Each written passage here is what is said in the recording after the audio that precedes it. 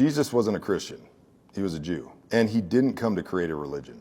The Bible, as we know it, didn't even exist when Jesus walked the earth. Not when Paul wrote his letters, not when Matthew, Mark, Luke, and John recorded their accounts. The Bible was literally compiled hundreds of years later by a pagan emperor for political reasons. That should tell you something. Now, does that mean we throw the Bible out? No, I love the Bible. I read the Bible every day. It's the most important book in my life. But it does mean we have to stop worshiping it like it's God and be honest with ourselves and start listening to the truth that is behind it. And if you doubt me, do your own research. The Bible was literally voted on by a bunch of politicians and bishops in a room deciding what made the cut and what didn't, out of mounds of texts, centuries after the fact. That's like building your spiritual life around the minutes of a corporate board meeting. And Jesus never said, read my book, because the Bible didn't exist when Jesus was here. He said, follow me. His gospel was not about denominations, and it wasn't about brick and mortar churches. He was talking about the church in the heart of men, those in pursuit of the truth, not the dogmas of men.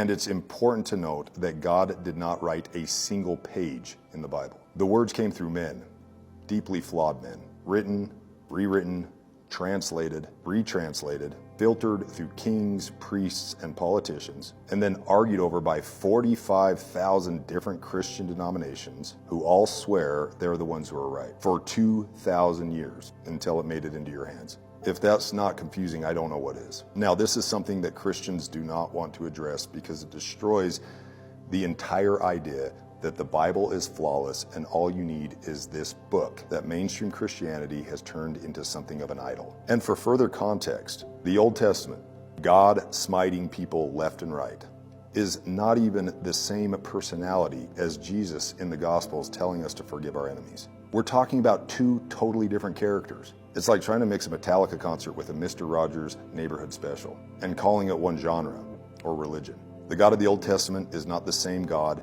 as the one that Paul wrote about in his letters, and neither are the same character as Jesus from the four Gospels. Jesus said something really interesting once. He said, be like little children. Kids do not need theological degrees. They need simple truth.